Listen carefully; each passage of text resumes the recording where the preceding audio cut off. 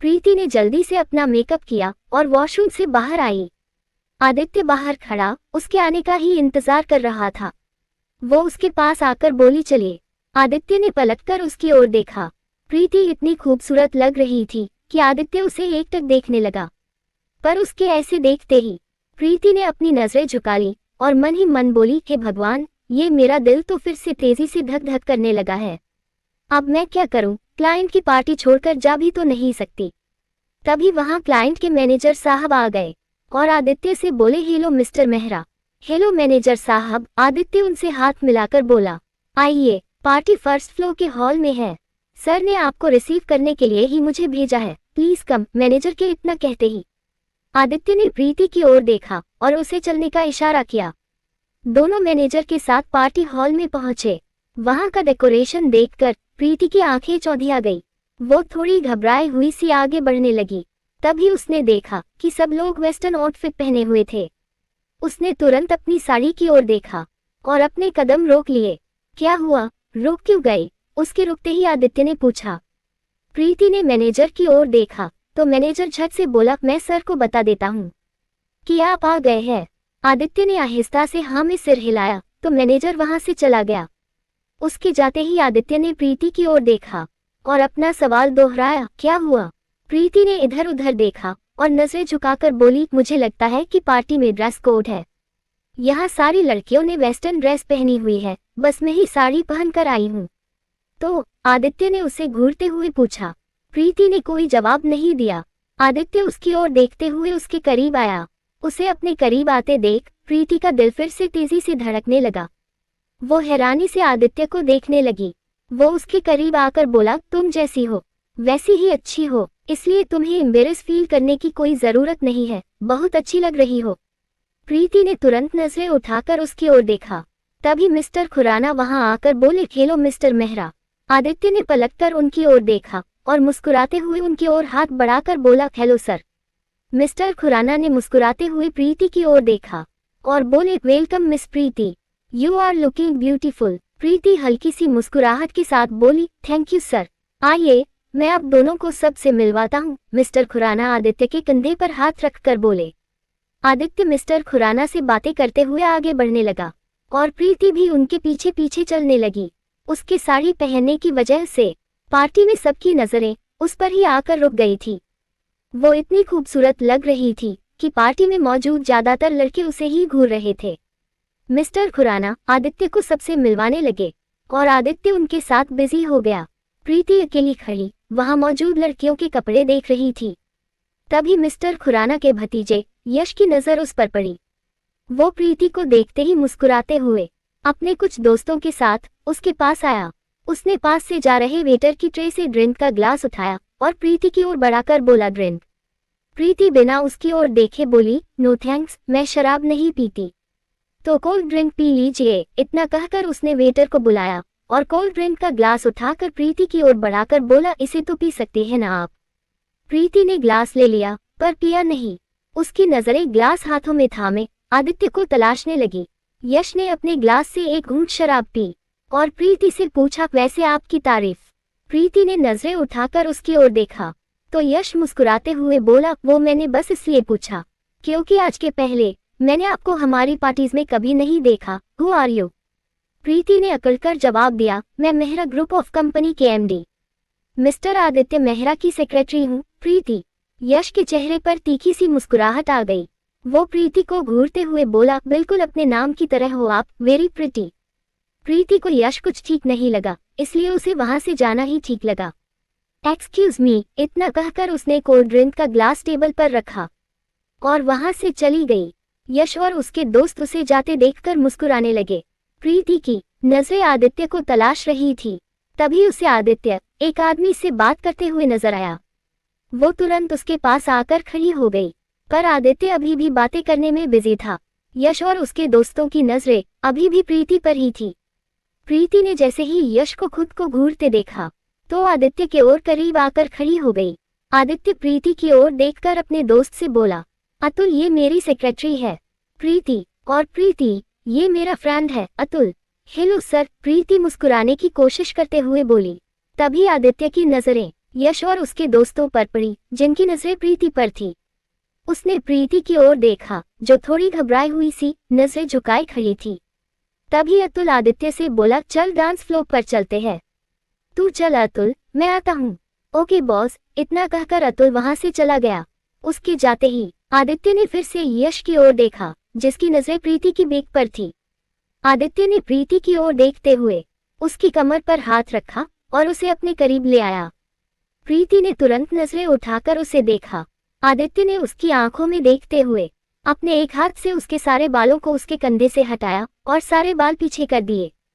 प्रीति की heart beat फिर से तेज हो गई और वो बिना पलके झपकाए उसे देखने लगी। तभी अतुल ने आदित्य को आवाज लगाई, आदि आना। आदित्य ने प्रीति का हाथ पकड़ा और उसे डांस फ्लोर पर ले आया और उसके साथ डांस करने लगा। प्रीति भी सब कुछ भूलकर आदित्य की आंखों में खो गई। यश की नजरें अभी भी प्रीति पर ही थी। वो शराब पीते हुए प्रीति और आदित्य को डांस करते देख रहा था। उसने एक वेटर को इशारा किया तो वेटर उसके पास आया। उसने 2000 का नोट उस वेटर को देकर उसके कान में कुछ कहा। वेटर मुस्कुराते हुए वहां से चला गया। तभी मिस्टर खुराना का मैनेजर आदित्य के पास आया और बोला, आपको सर बुला रहे हैं, किसी से मिलवाना चाहते हैं। आदित्य प्रीति की ओर देखकर बोला, चलो। दोनों मैनेजर के साथ मिस्टर खुराना से मिलने के लिए जा ही रहे थे कि वेटर आकर प्रीति से टकरा गया। ड्रिंक प्रीति की साड़ी पर गिर गई। आदित्य गुस्से में वेटर पर भड़का देखकर नहीं चल सकते थे, सारी साड़ी खराब कर दी। वेटर सिर झुकाकर बोला, I am sorry sir, I am sorry ma'am. कोई बात नहीं, मैं वॉशरूम में जाकर साफ करके आती हूँ। आदित्य कुछ कह पाता उसके पहले ही प्रीति इतना कहकर वॉशरूम की ओर जाने लगी। तभी मैनेजर साहब आदित्य से बोले, चलिए मिस्टर मेहरा, सर आपका वेट कर रहे हैं। आदित्य उसके साथ मिस्टर खुराना के पास चला गया। इधर प्रीति वॉशरूम में आकर अपनी साड़ी पानी से साफ करते हुए बोली, दिल तो किया था कि मुझे घूर रहे उस छछूंदर का मुंह नोच लूं, पर आदित्य सर की वजह से मुझे चुप रहना पड़ा। क्लाइंट की पार्टी है, कहीं मेरी वजह से ये प्रोजेक्ट सर के हाथों से ना निकल जाए, बस इसलिए उसकी बदतमीजी बर्दाश्त की मैंने। अगर मानपुर में मुझे ऐसे किसी ने घूरा होता तो मैंने खींचकर उसे थप्पड़ भी मार दिया होता और उसका मुंह भी नोच लिया होता, घटिया आदमी। इतना कहकर उसने अपनी साड़ी साफ की और अपने सारे बालों को फिर से आगे की तरफ कंधे पर डालने लगी। पर फिर अचानक उसे वो पल याद आया जब आदित्य ने उसके बालों को पीछे किया था। वो मुस्कुराने लगी। उसने अपने सारे बालों को फिर से पीछे कर लिया और वॉशरूम से बाहर आई। वो पार्टी हॉल की तरफ बढ़ ही रही थी कि तभी यश और उसके दोस्तों ने उसका रास्ता रोक लिया। प्रीति ने गुस्से में पूछा, ये क्या बदतमीजी है, हटो मेरे रास्ते से। यश उसके करीब आकर बोला, इतनी खूबसूरत बला के साथ बदतमीजी करने की हिमाकत कैसे कर सकता है ये गरीब, तुमसे तो सिर्फ प्यार किया जा सकता है। प्रीति गुस्से में भड़की, जिन शब्दों के मायने भी तुम जैसे घटिया इंसान नहीं जानते, उन्हें अपनी जुबान पर लाकर उनकी इंसल्ट मत करो।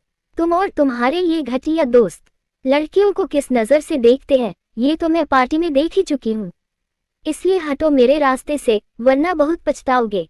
प्रीति की धमकी सुनकर यश और उसके दोस्त एक दूसरे को देखकर मुस्कुराने लगे।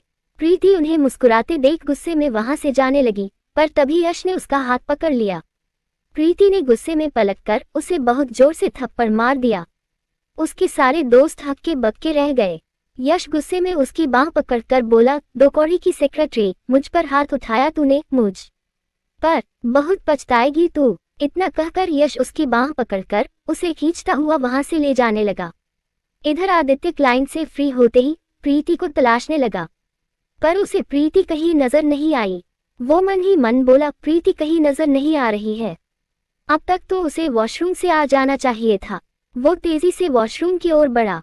वॉशरूम के बाहर पहुंचते ही उसके कदम रुक गए। गर्ल्स वॉशरूम होने की वजह से वो अंदर नहीं जा पाया। वो वहीं खड़े होकर किसी लड़की के बाहर आने का इंतजार करने लगा। तभी एक लड़की वॉशरूम से बाहर आई तो आदित्य ने तुरंत उससे पूछा, एक्सक्यूज मी मैम, वो मेरी सेक्रेटरी वॉशरूम आई थी, उसने व्हाइट कलर की साड़ी पहनी हुई है, अंदर ही है ना? जी नहीं, अंदर मेरे अलावा और कोई नहीं था। इतना कहकर वो लड़की वहां से चली गई। उसके जाते ही आदित्य परेशान हो गया। वो कॉरिडोर में प्रीति को ढूंढते हुए फिर से पार्टी हॉल में पहुंचा, पर प्रीति वहां नहीं दी। उसने चारों ओर देखा और बोला वो लड़के भी कहीं नजर नहीं आ रहे हैं। उसकी घबराहट और बढ़ गई। वह जगह प्रीति को तलाशने लगा। तभी एक लड़की उसके पास आकर बोली, आपके साथ जो लड़की थी जिसने साड़ी पहन रखी थी, उसे कुछ लड़के जबरदस्ती पकड़कर पार्किंग एरिया की ओर ले गए हैं। प्लीज आप जल्दी जाकर उसे बचाए। उस लड़की के इतना कहते ही आदित्य ने दौड़ लगा दी। दूसरी ओर यश और उसके दोस्त प्रीति को पार्किंग एरिया में लेकर आ गए। यश ने उसे एक गाड़ी पर धकेला और बोला, थप्पड़ मारा ना तूने मुझे, अब देखता हूँ तुझे यहाँ कौन बचाता है। प्रीति मुस्कुराते हुए बोली, बहुत अच्छा किया तूने जो मुझे यहाँ ले आया, क्योंकि अंदर पार्टी में अगर मैं तेरी पिटाई करती तो तेरे घर वालों के सामने तेरी बेइज्जती हो जाती। अब देख ये 2 कौड़ी की लड़की तेरी और तेरे इन लफंगे दोस्तों की क्या हालत करती है। उसकी बातें सुनकर यश हंसते हुए बोला, तू मारेगी हमें तू। प्रीति ने अपनी साड़ी कमर में खोंसी और गुस्से में बोली, हाँ अगर है हिम्मत तो हाथ लगा के दिखा मुझे। यश गुस्से में उस पर झपटा, पर प्रीति वहां से हट गई और उसने अपने पैर का घुटना उसके पेट में दे मारा।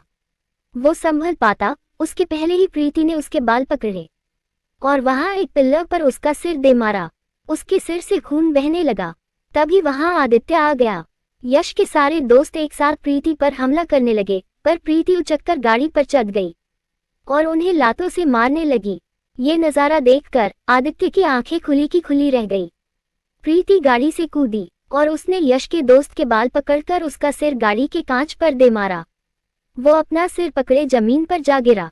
प्रीति एक एक करके यश के तीनों दोस्तों को मार रही थी और आदित्य खड़ा उसे हैरानी से देख रहा था। तीनों को मारते हुए प्रीति की साड़ी का पल्ला उसकी कमर से निकल गया। वो उसे फिर से कमर में खोंसी रही थी कि तभी यश ने आकर उसकी साड़ी का पल्लू पकड़ लिया।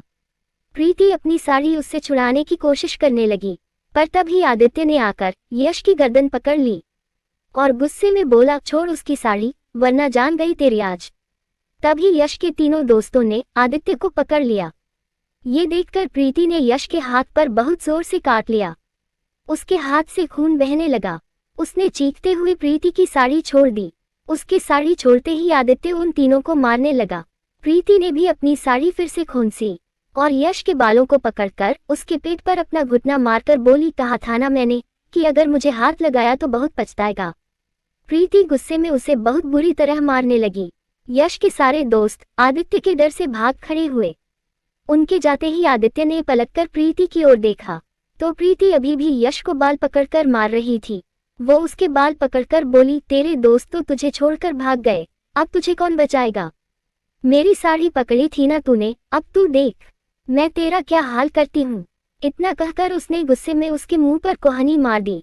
यश के मुंह से खून बहने लगा। तभी प्रीति ने अपने नाखूनों से उसका मुंह भी नोच लिया। ये देखकर आदित्य उसकी ओर बढ़ा और उसे पकड़ते हुए बोला, छोड़ो उसे प्रीति, आज के लिए इतना सबक काफी है इसके लिए। आइंदा ये किसी और लड़की को हाथ लगाने से पहले 100 बार सोचेगा। छोड़ो इसे, हम पुलिस को फोन करते हैं। इतना कहकर आदित्य पुलिस को कॉल करने लगा। पुलिस का नाम सुनते ही प्रीति को ये याद आया कि वो भानु का खून करके यहाँ आई है। वो घबरा गई। उसने तुरंत आदित्य के हाथ से फोन छीना और बोली, पुलिस को परेशान करने की कोई जरूरत नहीं है, क्योंकि मैंने खुद इसकी बदतमीजी का जवाब इसे दे दिया। चल उठ और निकल यहाँ से।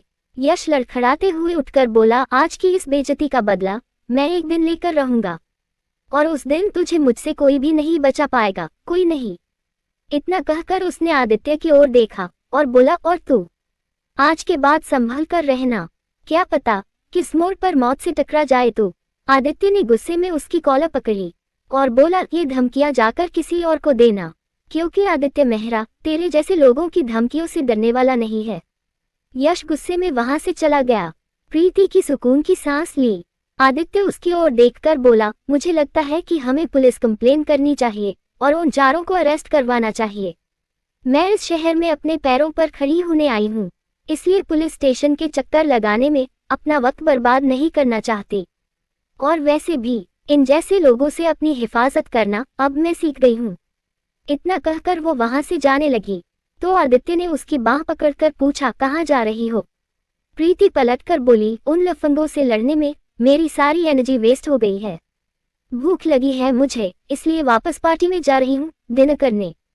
आप नहीं चलेंगे? उसकी बातें सुनकर आदित्य ने उसकी बांह पकड़ी और उसे अपनी गाड़ी की ओर ले जाने लगा। प्रीति अपनी बांह छुड़ाने की कोशिश करते हुए बोली, मैं चल तो रही हूँ, आप मेरा हाथ तो छोड़िए। आदित्य ने बिना कोई जवाब दिए उसे अपनी गाड़ी में बैठाया और खुद आकर ड्राइविंग सीट पर बैठ गया। उसने गाड़ी स्टार्ट की और वहां से चल दिया। प्रीति ने हैरानी से पूछा, अरे हम वापस क्यों जा रहे हैं? मिस्टर खुराना क्या सोचेंगे हमारे बारे में? जाने से पहले हमें उन्हें बताना तो चाहिए ना कि हम जा रहे हैं। ये तो बैड मैनर्स हुआ। आदित्य ने कोई जवाब नहीं दिया और मन ही मन बोला, अब इसे कैसे बताऊं कि इसने जिसे मारा है वो मिस्टर खुराना का इकलौता भतीजा है और कोई ना कोई प्रॉब्लम जरूर क्रिएट करेगा। तभी प्रीति आहिस्ता से बड़बड़ाई, ये अच्छा है, घंटों तैयार होकर पार्टी में आओ और बिना कुछ खाए यूं ही चले जाओ। आदित्य ने उसकी कही ये बात सुन ली पर कोई जवाब नहीं दिया और अपनी गाड़ी की स्पीड बढ़ा दी। कुछ देर बाद वो बोला, वैसे मुझे नहीं पता था कि तुम ये सब भी कर सकती हो। शक से तो छुई मुई लगती हो पर हो बहुत बहादुर लड़की। शक से तो आप ही शरीफ ही लगते हैं पर हो खड़ूस। इतना कहकर प्रीति चुप हो गई और आदित्य उसे घूरने लगा। उसका चेहरा देखकर प्रीति बात बदलते हुए बोली, मेरा मतलब था कि आप शक से शरीफ दिखते हैं पर है बहुत इंटेलिजेंट। इतना बड़ा बिजनेस अकेले संभालना कोई आसान काम थोड़ी होता है।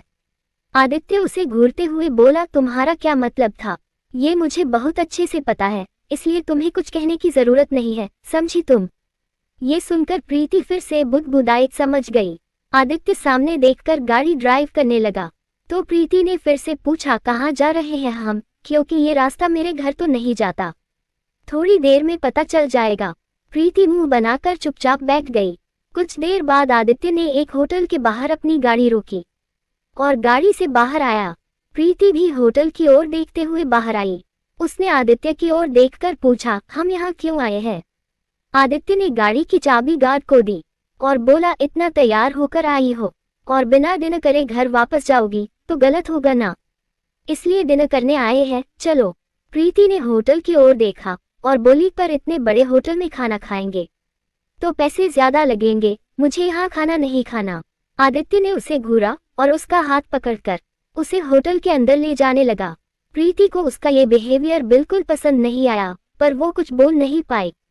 आदित्य एक खाली टेबल के पास आया और वहां रखी चेयर पर प्रीति को बैठाकर गुस्से में बोला, प्रीति अब यहाँ कोई बकवास मत करना, क्योंकि तुम्हारा तो मुझे नहीं पता पर मुझे सच में भूख लगी है। चुपचाप खाना ऑर्डर करो, ये लो मेनू कार्ड। प्रीति ने मुंह बनाया और मेनू कार्ड देखने लगी। आदित्य ने चेयर पर बैठते ही वेटर को आवाज लगाई, वेटर। वेटर हाथ बांधे आदित्य के पास आकर खड़ा हो गया। आदित्य कार्ड देखकर बोला, मेरे लिए नंबर 30 और 42 मैडम का ऑर्डर भी ले लो। वेटर प्रीति के ऑर्डर का इंतजार करने लगा। प्रीति मेनू कार्ड देखते हुए मन ही मन बोली, बाप रे, यहाँ तो हर चीज कुछ ज्यादा ही महंगी है, एक कॉफी भी 100 रुपये की है। प्रीति ने कार्ड में सबसे कम कीमत वाली डिश देखनी शुरू की तो उसे सबसे कम कीमत मैगी के आगे नजर आई, 200 रुपये। वो हैरानी से चीखी। आदित्य ने तुरंत उसकी ओर देखा तो वो छिप गई। वो फिर से मन ही मन बोली, 5 रुपये की मैगी के 200 रुपये। पर प्रीति, इससे सस्ती यहाँ कोई डिश नहीं है, इसलिए यही खा ले। उसने वेटर की ओर देखा और बोली, नंबर 10। वेटर ने सिर हिलाया और वहां से चला गया। उसके जाते ही आदित्य ने टेबल पर रखा ग्लास उठाया और पानी पीने लगा। प्रीति आसपास बैठे लोगों को देख रही थी। उसने खुद को देखा तो उसे कुछ ठीक नहीं लगा। वो उठकर बोली, मैं वॉशरूम होकर आती हूँ। आदित्य तुरंत उसका हाथ पकड़कर बोला, बिल्कुल नहीं, तुम कहीं नहीं जाओगी और वॉशरूम तो बिल्कुल भी नहीं, वेटर ऑर्डर लेकर बस आ ही रहा है, चुपचाप खाना खाओ। प्रीति चिढ़कर बोली, अरे पर मेरा हुलिया तो देखिए, उन लुच्चे लफंगों से लड़ने में मेरी क्या हालत हो गई है, मैं 2 मिनट में वापस आ जाऊंगी। आदित्य ने गुस्से में उसे घूरा और आहिस्ता से बोला, ऐसे ही अच्छी लग रही हो, तुम्हें कहीं जाने की जरूरत नहीं है। इस वक्त मैं तुम्हें अकेले छोड़ने की रिस्क नहीं ले सकता, इसलिए चुपचाप बैठ जाओ, समझी, वरना आज तुम्हारी नौकरी गई समझो। इतना सुनते ही प्रीति चुपचाप बैठ गई। आदित्य भी उसे घूरते हुए बैठ गया। कुछ देर बाद वेटर ऑर्डर लेकर आया और उसने खाना टेबल पर रखना शुरू किया। आदित्य ने अपने लिए एक इटालियन डिश ऑर्डर की थी। वो प्लेट में अपना खाना निकालने लगा, तभी वेटर ने प्रीति के सामने मैगी की प्लेट रख दी और उसने चुपचाप मैगी खानी शुरू कर दी। आदित्य ने जैसे ही उसकी प्लेट देखी तो वो हैरानी से उसे देखने लगा। वेटर खाना रखकर वहां से चला गया। उसके जाते ही आदित्य ने हैरानी से पूछा, तुमने ये ऑर्डर किया है? हाँ, मुझे मैगी ही खानी है, प्रीति ने जवाब दिया। आदित्य धीरे से बुदबुदाया, 1 पीस नमूना है, इतने बड़े होटल में आकर भी इसे मैगी खानी है। प्रीति ने तुरंत पूछा, आपने कुछ कहा सर? हाँ, यहाँ का इटालियन हो या चाइनीज या फिर इंडियन, सब बहुत टेस्टी होता है, तुम्हें कुछ और भी ट्राई करना चाहिए। तो प्रीति मैगी खाते हुए बोली, नहीं मुझे यही खानी है, सस्ती सुंदर और healthy dish. As you wish, खाओ तुम्हारी मैगी, आदित्य गुस्से में बोला। प्रीति चुपचाप मैगी खाने लगी और आदित्य अपना खाना खाते हुए उसे देखने लगा।